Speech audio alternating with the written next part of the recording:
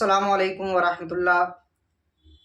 अज़ीज़ान गिरामी, आप देख रहे हैं कि किस तरीके से वक़्फ़ को बदलने की, वक़्फ़ के अंदर तरमीम करने की कोशिश की जा रही है। अगर खुदा न खास्ता ये बिल पास हो गया तो ना हमारी मस्जिदें बचेंगी, ना हमारी दरगाहें बचेंगी, ना हमारे कब्रिस्तान बचेंगे। जितनी भी प्रॉपर्टी वक़्फ़ के तहत आती है वो कुछ भी नहीं बचेगी। अभी आपको आंखें खोलने की ज़रूरत है, उसको समझने की ज़रूरत है। अगर आप अभी नहीं समझेंगे तो कब समझेंगे? आपके पास वक्त ज़्यादा नहीं बचा है। आज 10 तारीख हो चुकी है, सिर्फ आपके पास 3 दिन बाकी हैं। आप अपने मोबाइल से सिर्फ 1 मिनट के अंदर विरोध दर्ज करा सकते हैं। आपके इस 1 मिनट देने से उम्मीद है कि ये बिल पास होने से रुक जाएगा, लेकिन आप पता नहीं कौन सी दुनिया में खो गए हैं। आपको अभी समझ नहीं आ रही है। आपको समझ उस वक्त आएगी कि जब ये आपके हाथ से निकल चुका होगा, दूसरे लोग इस पर काबिज हो चुके होंगे, तब आपको कहीं जाके समझ आएगी।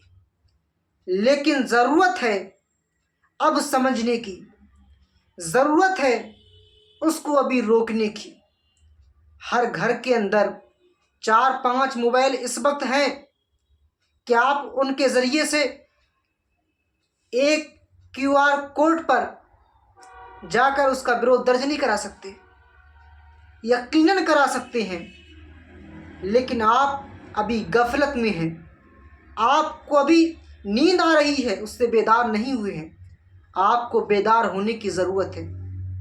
आपको बेदार करने वाला शख्स ओवैसी चीख चीख कर, पुकार पुकार कर आपको ये कह रहा है कि अभी जाग जाओ, अभी जाग जाओ, अपनी मस्जिदें बचा लो, अपनी दरगाहें बचा लो, अपने कब्रिस्तान बचा लो। अगर ये बिल पास हो गया तो तुम्हारे पास कुछ बाकी नहीं रहेगा। आप समझ लो यतीम हो जाओगे, क्योंकि ये चीज़ें ही आपकी हैं और फिर ये आपसे छिन जाएंगी। फिर आप हाथ मसलते हुए रह जाओगे। पता नहीं आपको उस बंदे पर विश्वास क्यों नहीं है कि आपको उसने कभी बेचा है। कभी आपने उस पर विश्वास किया? नहीं किया ना। एक बार उस बंदे पर विश्वास करके तो देखें, उसको समझ के तो देखें।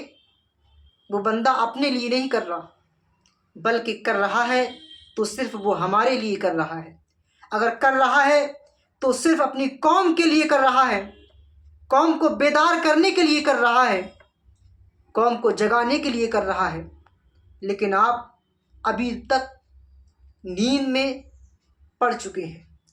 आपको बेदारी मैसर नहीं हो रही है।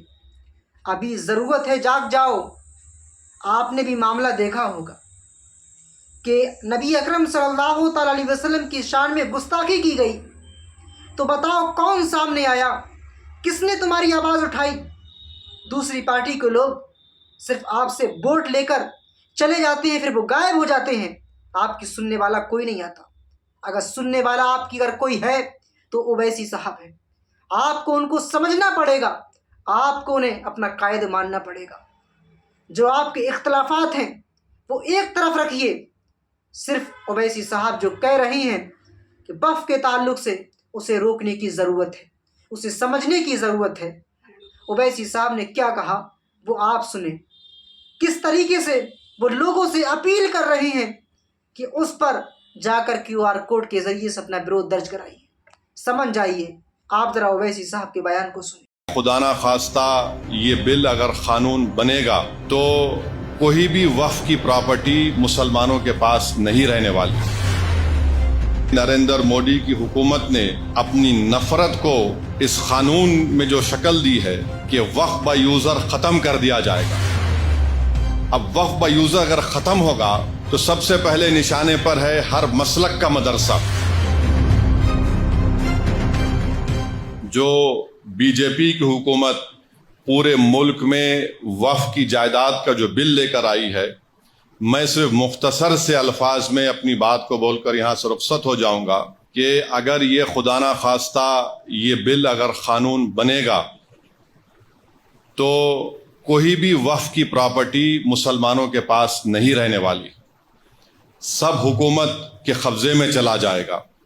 और जिस मंसूबाबंद तरीके से नरेंद्र मोदी की हुकूमत ने अपनी नफरत को इस कानून में जो शक्ल दी है कि मिसाल के तौर पर वे कहते हैं कि वक्फ बाय यूजर खत्म कर दिया जाएगा। अब वक्फ बाय यूजर अगर खत्म होगा तो सबसे पहले निशाने पर है हर मसलक का मदरसा। मदरसा किसी की जाती मिल्कियत नहीं होती है, तो हर मसलक का मदरसा इनके निशाने पर है। बोलेंगे नहीं, अब वक्फ बाय यूजर का कानून सेक्शन 3 को हमने खत्म कर दिया, अब हम तय करेंगे कि कौन उसका मालिक है। दूसरा, हैदराबाद की मक्का मस्जिद है, कानून ये बोल रहा है कि रजिस्टर्ड डीड लेकर आओ आप। तेलंगाना में 33,000 के करीब वक्फ की जायदाद रजिस्टर्ड है। 90% उन जायदादों के पास कोई रजिस्टर्ड डीड ही नहीं है, कोई रजिस्टर्ड डीड नहीं है। तो हुकूमत बोलेंगी देखिए अब आपके पास रजिस्टर्ड डीड नहीं है, वक्फ बाय यूजर खत्म हो गया, अब हम इस पे कब्जा कर लेंगे। खबरस्तान है, खबरस्तान के कोई कागज नहीं है। खानखाएं हैं, कोई कागज नहीं है। दरगाहें हैं, कोई कागज नहीं है। क्या है? वक्फ बाय यूजर है। अगर वक्फ बाय यूजर चला जाएगा तो ये सब खत्म हो जाएंगे, और ना सिर्फ ये खत्म हो जाएंगे बल्कि खुदा ना खास्ता जितनी मस्जिद की कमेटियां हैं उसमें भी वो लोग बोलेंगे कि हम बीजेपी के लोगों को कमेटी का मेंबर बनाएंगे। आप नमाज पढ़िए, इससे आपको क्या करना है। और ये बिल में यहां तक लिखा गया है कि इस अगर वो कानून बनेगा तो उसके रूल्स भी नरेंद्र मोदी दिल्ली में बैठ के बनाएंगे। उस बिल में यह भी लिखा गया कि अगर वक्फ बोर्ड किसी के खिलाफ एक्शन लेना है तो नरेंद्र और सेक्शन 40 में एक सीओ का इख्तियार, अगर आप वो देखें कि किसी कब्रिस्तान पर वहां पर जायदाद बना रहा है तो सीओ जाकर रोक सकता है, उसको बोलता है वक्फ है। कोई जाकर मस्जिद को तोड़ रहा है तो सेक्शन 40 में सीओ रोक सकता है। मोदी ने कहा कि नहीं, ये सेक्शन 40 में मैं निकाल देता हूं, सीओ कुछ नहीं करेगा। ये इस कानून में बात कही गई। अब फिर वक्फ की जायदाद को बचा रहे हैं बीजेपी वाले, बोलते नंबर ही झूठे हैं। मौजूदा कानून ये कहता है सेक्शन 52 में अगर कोई वक्फ की जायदाद को चोरी करता है, जायदाद को बेचता है तो 2 साल कैद बामुशक्कत सजा है, 2 years rigorous imprisonment. Modi ji फजीलतुल Sheikh है, हजरत मौलाना है, हजरत इब्लीस की तालीम याफ्ता मदरसे के तालिब इल्म में गोल्ड मेडल मिला उनको। उन्होंने कह दिया कि 2 साल रिगरस इंप्रिजनमेंट नहीं, 1 year सिंपल इंप्रिजनमेंट। 2 साल कैद बामुशक्कत की जगह 1 साल। पहले नॉन अवेलेबल था, मोदी जी बोले जेलों को खाली कर दूंगा, वक्फ को लूटो। अब अवेलेबल कर दिए। पहले जुडिशियल मजिस्ट्रेट के पास, फर्स्ट एमएम के पास, बोले नहीं जरूरत ही नहीं, मैं हूं तो मुमकिन, ये काम कर दिए। फिर उसके बाद आप देखते हैं कि लिमिटेशन का कानून क्या है कि अगर आप किसी की जमीन पर 12 साल आप काबिज है तो आप ओनर बन जाते। वक्फ के कानून में नहीं है, आप 11 साल रहो, 100 साल रहो, 200 साल रहो। इसीलिए रत्नागिरी में वो जो मुतवल्ली जिसको छत्रपति शिवाजी ने जायदाद दी थी वो 250 साल से बगैर के कागजात। अब अगर लिमिटेशन निकल जाएगा तो वो 250 एकड़ पर, बल्कि 652 एकड़ पर जो लोग काबिज है वो सब मालिक बन जाएंगे। मोदी जानते हैं कि पंजाब में कई ऐसी जायदादें हैं जो खाली पड़ी हुई है। तो मोदी जी बोले कि एक मीटिंग में मोदी बोले मैं ड्रोन भिजा के मालूम कर लेता हूं, जाके देखो गूगल पे आप। तो शायद नरेंद्र मोदी ने ड्रोन भेजा होगा पंजाब को और रत्नागिरी को, देखोगे अरे हाँ यहां पर फायदा है। मेरे भाई, लिमिटेशन का जो मामला है, हिंदू एंडोमेंट बोर्ड में लिमिटेशन का सेम कानून है। अगर कोई हिंदू मंदिर की जायदाद पर 50 साल से भी काबिज है तो काबिज है, वो मालिक नहीं बनता। मोदी कह रहे हैं तू काबिज है, मैं तुझे मालिक बनाऊंगा। ये इस कानून में लाया गया है। और फिर उसके बाद आप देखते हैं कि ऐसी ट्राइब्यूनल का मामला है। ट्राइब्यूनल जो है वक्फ का एक ट्राइब्यूनल होता है। अगर कोई हिंदू भाई ये कहे, मिसाल के तौर पर समझा रहा हूं कि अगर औरंगाबाद में एक जायदाद को वक्फ कर दिया गया तो कैसे वक्फ होती है? गवर्नमेंट का एक सर्वे कमिश्नर होता है, गवर्नमेंट का, महाराष्ट्र सरकार का। वो सर्वे कमिश्नर जाकर देखता है कि भाई ये वाकई में जो वाकिफ है उसकी जायदाद है नहीं। हो जब मुतमईन हो जाता, सर्वे कमिश्नर महाराष्ट्र की सरकार को लेटर लिखता है कि इसका मालिक फला शख्स है, इसको वक्फ किया जा सकता है। महाराष्ट्र की सरकार गजीट इशू करती है और उस गजीट का मुखालिफत मुसलमान 1 साल तक कर सकता है और गैर मुस्लिम कभी भी कर सकता है। अब उसके बाद वो ट्राइब्यूनल को गया। ट्राइब्यूनल में जैसा कि निसार साहब ने बताया कि यहां का डिस्ट्रिक्ट सीनियर जज ट्राइब्यूनल का जज होता है, एक शख्स जिसको इल्म मालूम, उनका तखर्रुर, और एक गवर्नमेंट की तरफ से। अब मोदी जी बोले कि नहीं नहीं नहीं, ये ट्राइब्यूनल का फैसला फाइनल कैसे होगा? फाइनल नहीं हो सकता है। और मोदी जी ने क्या किया?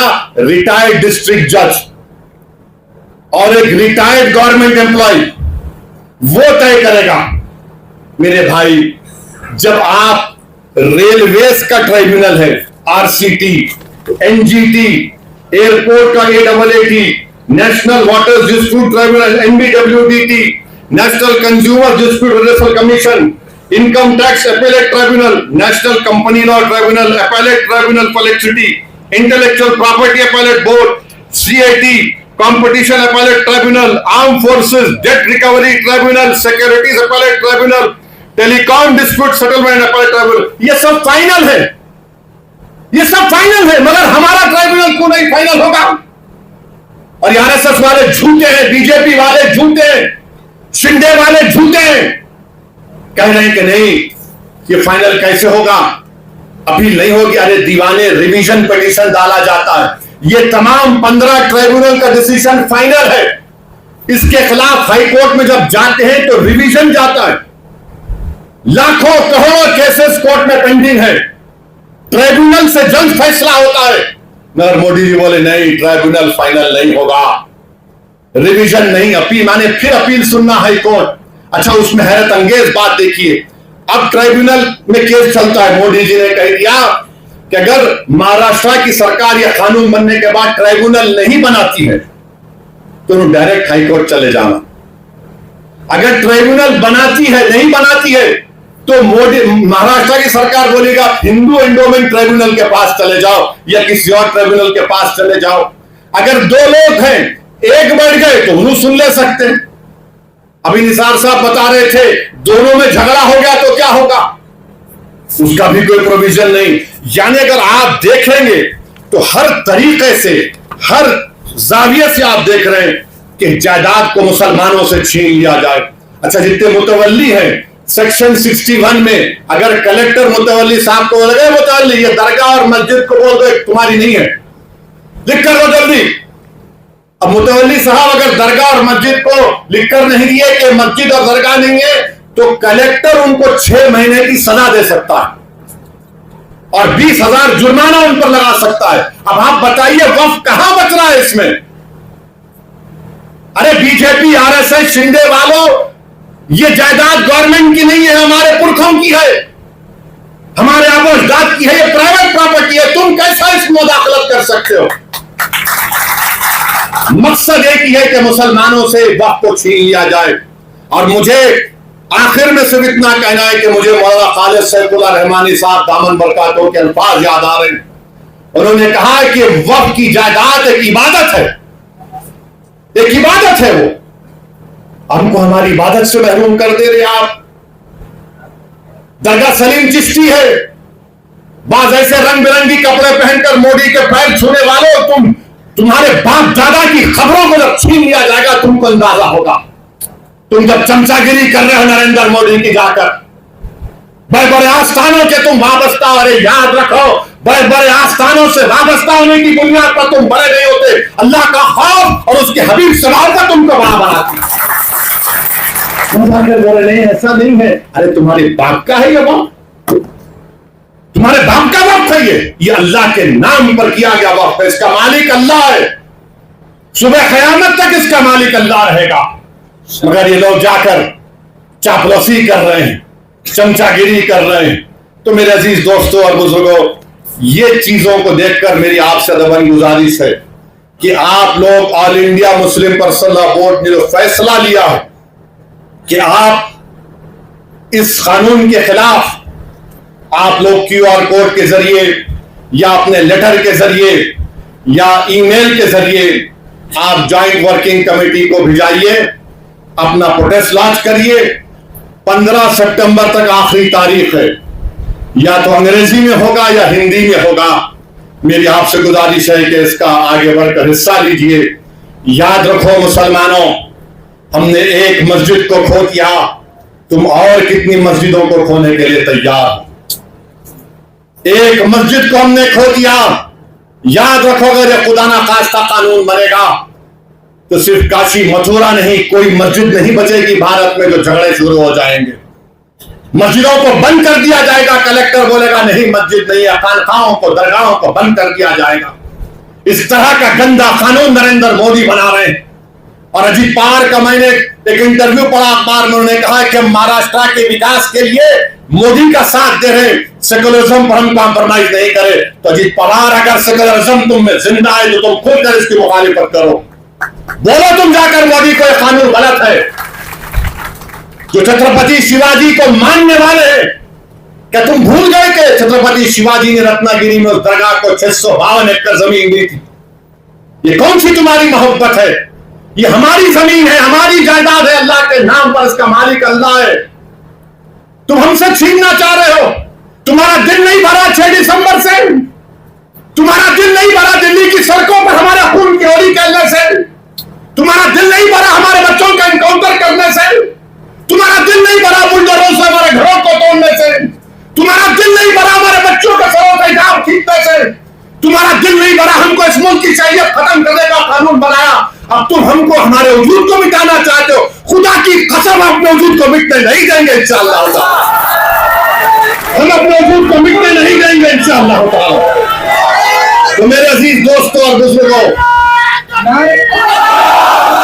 मेरे अजीज दोस्तों और बुजुर्गों, मेरी आप सदबन गुजारिश है कि महाराष्ट्र के असेंबली इंतखाबात आने वाले हैं। मैं आपसे अपील कर रहा हूं, जो लोग वक्त की जायदादों को बर्बाद करने आ रहे हैं, आप और हम मिलकर उनको इंशाअल्लाह बर्बाद कर देंगे सियासी तौर पर। मेरी आपसे अपील है कि मैं यकीनन कह रहा हूं कि इस महाराष्ट्र की विधानसभा में आपको इम्तियाज जलील को और मजलिस के नुमाइंदों को भिजाना जरूरी है। तुम्हारी आवाज हो, अगर तुम्हारी आवाज नहीं होगी तो कौन आवाज उठाएगा? तुम नहीं देखते पार्लियामेंट में क्या हो रहा है, तुम नहीं देख रहे पार्लियामेंट में कौन पुकार रहा है दीवानों की तरह? क्या तुमको नजर नहीं आ रहा है कि किसके कलेजे में, सीने में, किसकी आंख में आंसू है जो तोप तोप कर देख रहा है कि मेरे बर्बादी का कानून मेरी आंखों के सामने बनाया जा रहा है? कौन होगा तुम्हारी आवाज को? छोड़ो इन चीजों को। कभी अपनों को भी तो अपनाओ, अपने अपनों को तो समझो। जो तुम्हारे लिए दिनों रात मेहनत कर रहे हैं उनकी आवाज बनाकर भिजाओ। यकीनन हराना है इंशाअल्लाह ताला इन लोगों को, हराएंगे इंशाअल्लाह ताला। मगर हराने का मतलब यही नहीं है कि तुम अपनी आवाज का गला घोट दो। तुम अपनी आवाज का गला घोट कर कैसे दूसरों के सर पर ताज रख सकते हो, मुझे बताओ। ये तो नहीं हो सकता मेरे भाई। तो मेरी आपसे गुजारिश है कि इस बात पर भी आप गौर करिए। हम लड़ रहे हैं और लड़ते रहेंगे इंशाअल्लाह ताला। और अगर मोदी ये कानून बनाते हैं तो जैसा कि पर्सनल लॉ बोर्ड ने फैसला लिया कि अगर एहतजाज होगा मोदी जी तो आप हमारे वजूद को मिटाना चाह रहे हैं, बेहतर यह है कि मैं रोड पर आकर अपने आप को खत्म कर लूं, मगर अपने घर में बैठकर अपनी जायदादों को छीनना नहीं दे सकता जो अल्लाह उसका मालिक है। मैं घर में बैठकर नहीं दे सकता कि जिसका मालिक अल्लाह है उसको जायदाद को छीन लिया जाए। ये हुकूमत की जिम्मेदारी होगी। आपको अगर कानून बनाना है तो रोजगार दो, कानून बनाना है तो महिलाओं को बचाओ। अरे कैसा हमारा मुल्क हो चुका है कि उज्जैन में बीच सड़क पर, फुटपाथ पर एक जालिम शैतान एक खातून की अस्मत रेजी कर रहा, ये कैसा हमारा देश हो गया है? ये गांधी का मुल्क, ये आजाद का मुल्क, अम्बेडकर का मुल्क, कि वो उसका वीडियो निकाल रहा है इस्मत रेजी का। ये कैसा हमारा वतन हो गया है, जब हमने अंग्रेजों से खंदा मिलाकर जलियांवाला बाग में अपनी जानों को दे दिया, हमने काला पानी की सजाएं हमारे हिंदू भाइयों के साथ काटी। आज एक अशरफ मुनिहर को ट्रेन के डब्बे में पीटा जाता है तो कोई उफ नहीं बोलने तैयार, बचाना तो छोड़ो, कोई उफ बोलने के लिए तैयार नहीं है। याद रखो, जब आप अपनी लड़ाई नहीं लड़ेंगे, कोई तुम्हारी लड़ाई नहीं लड़ेगा। तुम्हारी लड़ाई तुमको लड़ना पड़ेगा।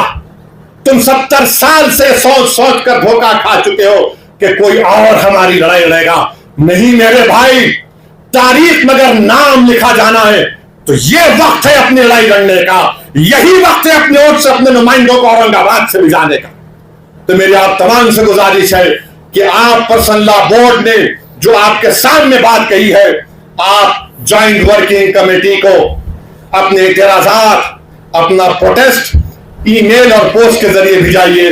15 सितंबर आखिरी तारीख है और अल्लाह से कसरत से दुआ करिए कि परवरदिगार तू हमको जिंदा रख कर नजारे मत दिखा कि हमारी जमीनें जिसका तू मालिक हमसे छीन ली जाए। अल्लाह से हम गिड़गिड़ा कर सर्वसूल होए, अल्लाह से गिड़गिड़ा कर भीख मांगे, इत्तेहाद पैदा करिए। ये कानून ना देवबंदियों के मफाद में है, ना बरेलियों के मफाद में है, ना अहले हदीस के मफाद में है, ना बोरी समाज के मफाद में है, ना अथना शरी शिया के मफाद में है, ना आगा खानी शियाओं के हक में है, किसी के हक में नहीं है। ये सिर्फ और सिर्फ मोदी जायदादों को छीनने के लिए कानून बना रहे हैं। अल्लाह इन जायदादों की हिफाजत करे, अल्लाह हमको इतनी इत्तेहाद पैदा करे कि मुत्तहदा तौर पर इस कानून को रोके और अल्लाह सुब्हानहू व तआला इन ऐसे हुकूमतों को, ऐसे पार्टियों को अल्लाह सियासी तौर पर इंतखाबात में इनको शिकस्त दे, बदतरीन शिकस्त दे। वाखिर दावा